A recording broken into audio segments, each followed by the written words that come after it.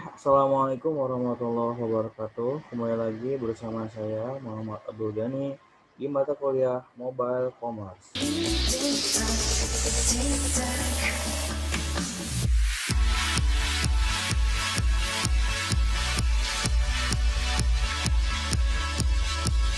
Baik, untuk kali ini kita masuk ke pertemuan 13. Dua pertemuan sebelum puas ya, teman-teman. Tema kali ini kita membahas tentang terminologi mobile commerce atau batasan-batasan tentang istilah mobile commerce. Oke, untuk pengembangan mobile commerce itu sendiri, mobile commerce itu merupakan bagian dari e-commerce yang terjadi secara eksklusif melalui perangkat bergerak seperti smartphone atau tablet. Selain pembelian dan penjualan barang dan jasa, bentuk perdagangan internet ini juga termasuk pembayaran melalui smartphone dan tablet. Untuk pembayaran secara mobilnya ya. Memang untuk mobile commerce sendiri juga bisa mentransfer kepemilikan dan hak pengguna dan memulai transaksi bisnis ya. Nah, untuk pengembangan itu sendiri, semakin banyak orang menggunakan ponsel pintar atau ponsel yang berbasis smartphone yang menggunakan internet untuk menjelajahi internet ya, dan semakin banyak toko online didukung oleh para penggiat developer untuk mengembangkan e-commerce ini dari sisi websitenya, dari sisi iklannya sendiri, jadi saling menguntungkan.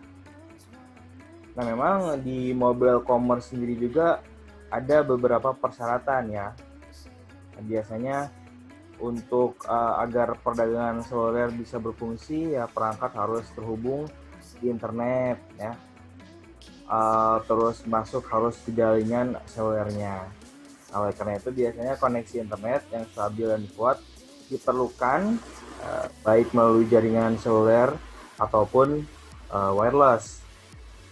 Biasanya standar komunikasi seluler itu ada GPRS, ada 5G, UMTS, HSPA, dan LTE. Mungkin yang sekarang sudah LTE ya, 4G. Bahkan di beberapa berita pun sudah dicanangkan untuk pengembangan jaringan 5G-nya. Ya, jadi istilahnya kalau kita menggunakan e-commerce ini dengan menggunakan ponsel, otomatis syaratnya kita harus terhubung ke dalam koneksi internet itu sendiri.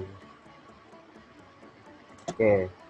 Nah, di sini ada komponen mobile commerce. Yang pertama ada periklanan seluler dan yang kedua ada pembayaran seluler. Nah, memang ini dua komponen yang sangat diperlukan ya, maksudnya berhubungan dengan mobile commerce. Nah, biasanya yang pertama periklanan seluler. Untuk komponen e-commerce ini terdiri dari semua ukuran periklanan yang digunakan untuk pembelian produk atau layanan. Dan juga termasuk pemasaran SMS serta iklan banner dan teks yang dapat direalisasikan dan dikendalikan dengan program seperti Google AdWords ya. Nah, biasanya nanti kalau berhubungan dengan koneksi internet dan sebagainya bakal ada layanan untuk iklannya itu sendiri untuk menunjang websitenya. Ya, ketika website dibangun, otomatis si developer butuh pemasukan. Bagaimana cara mendapatkan itu semua? Maka dibuatlah layanan iklan. Nah, sehingga Google sendiri sebagai mesin pencari memberikan layanan itu kepada para development, sehingga dan juga para pedagang pembisnis ketika dia mau mempromosikan dagangannya dengan cara kita memasang iklan lewat Google yang nantinya akan menempel iklan tersebut di web-web yang sudah disetting gitu. Nah, lalu selanjutnya kedua, pembayaran seluler. Ini melibatkan pembayaran melalui ponsel cerdas atau tablet yang digunakan untuk belanja online stasioner dan seluler ya. lebih memudahkan untuk transaksi, tidak harus lagi lewat ATM tapi menggunakan ponsel untuk melakukan transaksi. Nah, untuk terminologinya itu sendiri di sini ada beberapa. Yang pertama ada GPS, ada PDA ya, GPS Global Positioning System, PDA Personal Digital Assistant, SMS ya, ada Short Message Service, IMS, terus MMS dan web. Mungkin beberapa poin-poinnya sudah kita bahas di pertemuan-pertemuan sebelumnya. Tapi akan kita ulas sedikit-sedikit di pertemuan kali ini. Oke, yang pertama GPS ya, itu Global Positioning System. Nah, GPS itu sendiri merupakan sistem yang menggunakan bantuan satelit untuk mengetahui posisi atau letak suatu permukaan bumi. Nah, untuk manfaat GPS itu sendiri untuk pelacakan kendaraan, untuk memantau gempa dan bencana, untuk navigasi jalan, dan sistem informasi geografis. Biasanya mungkin kalau zaman sekarang GPS kita gunakan layak kebanyakan gitu ya bagi masyarakat umum itu untuk mencari suatu alamat gitu ya dan lain sebagainya.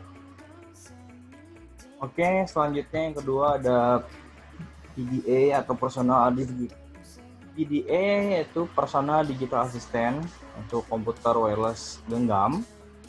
Nah, PDA sendiri itu merupakan suatu alat gadget yang berfungsi layaknya PC yang berukuran kecil sehingga dapat dibawa kemana-mana. Awalnya PDA ini banyak digunakan sebagai perorganisir pribadi, tapi karena perkembangannya kemudian bertambah banyak fungsinya seperti menyimpan alamat, nomor telepon, mengatur jadwal kegiatan, kalender, dan menyimpan catatan. Oke, yang ketiga ada SMS atau Short Message Service. Itu suatu fasilitas untuk menerima suatu pesan singkat berupa teks melalui perangkat nirkabel. Yaitu perangkat komunikasi telepon seluler. Dalam hal ini perangkat nirkabel yang digunakan adalah telepon seluler. Salah satu kelebihan dari SMS adalah biaya yang murah. Mungkin kalau SMS sudah kurang diminati ya kalau zaman sekarang ya, kebanyakan karena kuota sekarang lebih murah jatuhnya gitu ya dibandingkan SMS. Kita bisa chat berlama-lama tanpa banyak mengeluarkan pulsa gitu ya karena ada kuota. Kalau zaman-zaman sebelum banyak mahalnya kuota tuh biasanya menggunakan SMS, tapi kalau sekarang karena kuota lebih murah dibandingkan pulsanya sendiri, maka lebih menggunakan media aplikasi chat.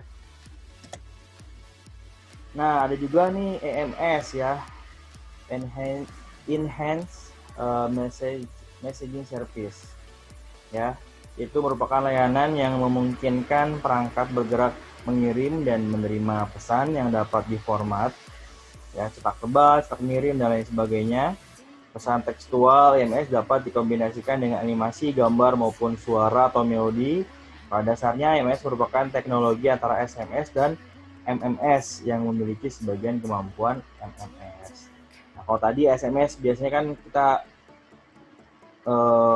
sebelumnya mungkin hanya bisa mengirim SMS. Nah, lalu ada juga EMS ini, nah biasanya ada gambar, ada tulisan juga istilahnya.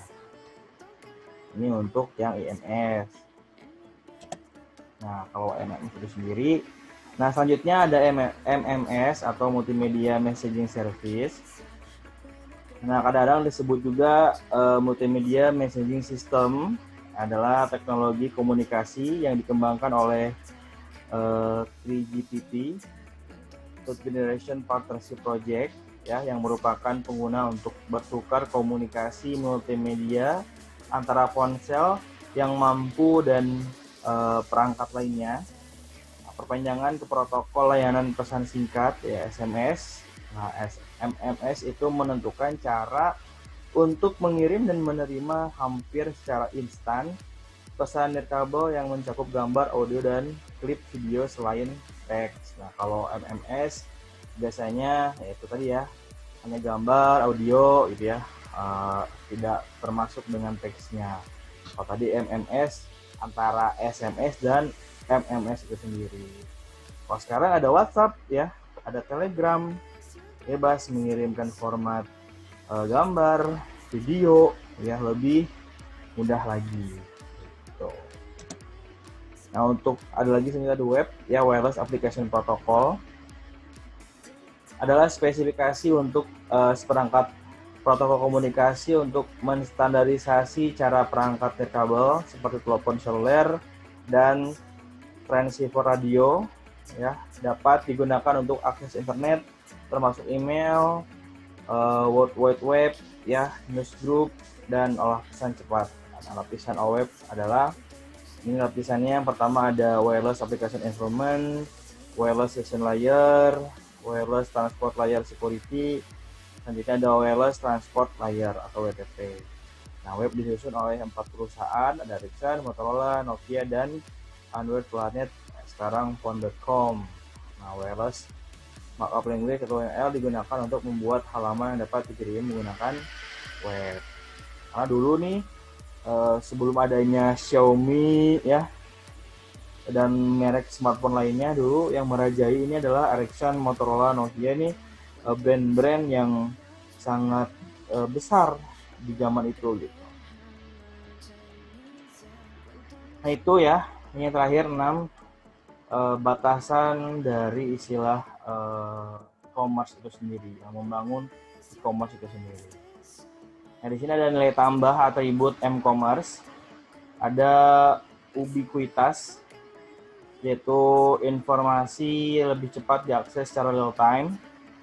Ada juga convenience atau kenyamanan, itu alat yang dapat menyimpan data dan alat yang memiliki koneksi internet, intranet dan extranet. Ada juga instant connectivity, koneksi cepat dan mudah ke internet, intranet, alat mobil lainnya, dan database. Juga personalization ya, untuk profession informasi untuk individu konsumen. Dan juga localization product dan service, yang mengetahui di mana lokasi pemakaian setiap saat dan memberikan layanan kepada pemakai. Nah, itu beberapa tambahan atribut dari m-commerce. Kalau sekarang memang implementasinya seperti yang sudah dibahas minggu-minggu sebelumnya tentang implementasi di lapangan ya, seperti kita menggunakan aplikasi-aplikasi yang memang mendukung untuk melakukan transaksi, yaitu jual beli dan lain sebagainya. Oke, terima kasih banyak yang dibahas untuk pertemuan kali ini. Cukup sekian. Jika memang ada yang mau ditanyakan, silakan tanyakan. Untuk tugas pertemuan kali ini tidak ada tugas ya spesial buat kalian, hanya untuk pertemuan 14 nanti sebelum UTS mungkin ya, masih ada waktu. Nanti saya berikan beberapa tugas untuk persiapan kalian UAS. Oke, terima kasih banyak atas perhatiannya. Semoga informasi yang disampaikan bisa bermanfaat. Akhirul kalam, assalamualaikum warahmatullahi wabarakatuh.